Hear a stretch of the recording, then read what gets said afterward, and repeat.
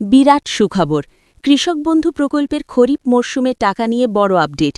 ২০২৬ বিধানসভা নির্বাচনের আগেই কি টাকা? বন্ধুরা, বিস্তারিত আলোচনা যাওয়ার পূর্বে এখনও যারা চ্যানেলটি সাবস্ক্রাইব করেননি, দয়া করে এখনই চ্যানেলটি সাবস্ক্রাইব করে বেল বাটনটি অন করে দিন। নমস্কার বন্ধুরা, আজকের ভিডিওটি রাজ্যের লক্ষ লক্ষ কৃষকদের জন্য অত্যন্ত গুরুত্বপূর্ণ হতে চলেছে। এই মুহূর্তে পশ্চিমবঙ্গ সরকারের কৃষক বন্ধু প্রকল্প নিয়ে এক বিরাট বড় সুখবর সামনে আসছে। আপনি যদি একজন কৃষক হয়ে থাকেন এবং খরিফ মরশুমের অর্থাৎ ২০২৬ সালের প্রথম কিস্তির টাকার জন্য অধীর আগ্রহে অপেক্ষা করে থাকেন, তবে আপনার জন্য রয়েছে দুর্দান্ত এক সুসংবাদ। আজকের এই ভিডিওতে আমরা বিস্তারিত জানাব কবে থেকে আপনাদের ব্যাংক অ্যাকাউন্টে টাকা ঢুকতে শুরু করবে, কোন কোন জেলার কৃষকরা আগে টাকা পাবেন এবং স্ট্যাটাসে কী পরিবর্তন আসলে বুঝবেন যে টাকা ঢোকার প্রক্রিয়া শুরু হয়েছে। ভিডিওটি একটুও স্কিপ না করে শেষ পর্যন্ত দেখুন, কারণ প্রতিটি তথ্য আপনার জন্য জরুরি। বন্ধুরা, আপনারা জানেন যে কৃষকদের পাশে দাঁড়াতে ২০১৯ সালের ১ জানুয়ারি মুখ্যমন্ত্রী মমতা বন্দ্যোপাধ্যায় এই কৃষক বন্ধু প্রকল্প চালু করেছিলেন। শুরুর দিকে এই প্রকল্পে বছরে সর্বোচ্চ ৫,০০০ টাকা এবং সর্বনিম্ন ২,০০০ টাকা দেওয়া হতো। কিন্তু দিন বদলের সাথে সাথে কৃষিকাজের খরচ বেড়েছে, তাই কৃষকদের সুবিধার কথা মাথায় রেখে ২০২১ সালের ১৭ই জুন চালু হয় কৃষক বন্ধুর নতুন সংস্করণ। বর্তমানে এই প্রকল্পের নিয়ম অনুযায়ী যাদের জমির পরিমাণ ১ একর বা তার বেশি, তারা বছরে মোট ১০,০০০ টাকা পান এবং যাদের জমির পরিমাণ ১ একরের কম, তারা বছরে মোট ৪,০০০ টাকা করে পান। এই টাকা বছরে ২টি কিস্তিতে সরাসরি ব্যাংক অ্যাকাউন্টে পাঠানো হয়।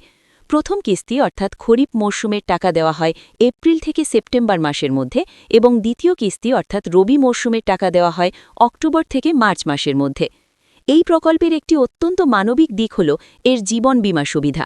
যদি কোনো নথিভুক্ত কৃষকের ১৮ থেকে ৬০ বছরের মধ্যে মৃত্যু হয়, তবে তার পরিবারকে এককালীন ২ লক্ষ টাকার আর্থিক সহায়তা প্রদান করে রাজ্য সরকার, যা শোকসন্তপ্ত কৃষক পরিবারগুলিকে বড়সড় ভরসা যোগায়। যদি আমরা গত কয়েক বছরের পেমেন্ট দেওয়ার তারিখগুলোর দিকে তাকাই, তবে দেখা যাবে যে সময়টা প্রতিবার এক থাকে না।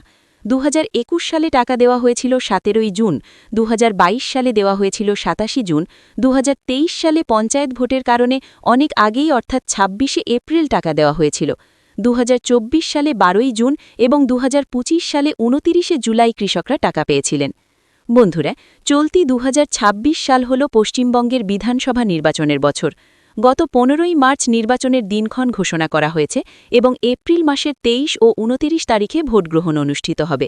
প্রশাসনিক সূত্র এবং বিভিন্ন সমীক্ষা অনুযায়ী নির্বাচনের আগেই রাজ্য সরকার কৃষকদের হাতে খরিফ মরশুমের টাকা পৌঁছে দেওয়ার তোড়জোড় শুরু করেছে। সূত্র মারফত জানা যাচ্ছে, এপ্রিল মাসের মধ্যেই এই টাকা দেওয়ার সম্ভাবনা প্রবল। ইতিমধ্যেই ব্লক অফিসগুলিতে অফিসিয়ালি কাজ শুরু হয়ে গেছে। অনেক কৃষকের ট্রানজ্যাকশন স্ট্যাটাস চেক করলে দেখা যাচ্ছে যে সেই ঘরটি এখন ফাঁকা হয়ে গেছে। মনে রাখবেন, স্ট্যাটাস ফাঁকা হওয়া মানেই হল টাকা দেওয়ার প্রথম ধাপ শুরু হওয়া। খুব শীঘ্রই আপনাদের স্ট্যাটাসে এডিএ আপলোডেড লেখাটি ভেসে উঠবে। এখানে একটি বিষয় খেয়াল রাখবেন, পুরনো কৃষক যারা আগে থেকেই টাকা পাচ্ছেন, তাদের ক্ষেত্রে ডিডিএ অ্যাপ্রুভড না হয়ে সরাসরি অ্যাকাউন্ট ভ্যালিড চলে আসতে পারে, অর্থাৎ পুরনো কৃষকরা সবার আগে টাকা পাবেন। নতুন কৃষক যারা নতুন আবেদন করেছেন, তাদের ক্ষেত্রে প্রথমে ডিডিএ অ্যাপ্রুভড হবে এবং তারপর অ্যাকাউন্ট ভ্যালিড আসবে, ফলে নতুন কৃষকরা পুরনোদের তুলনায় কিছুটা পরে টাকা পেতে পারেন। রিপোর্ট অনুযায়ী ১০ই এপ্রিলের মধ্যেই টাকা দেওয়ার প্রক্রিয়া পুরোদমে শুরু হতে পারে।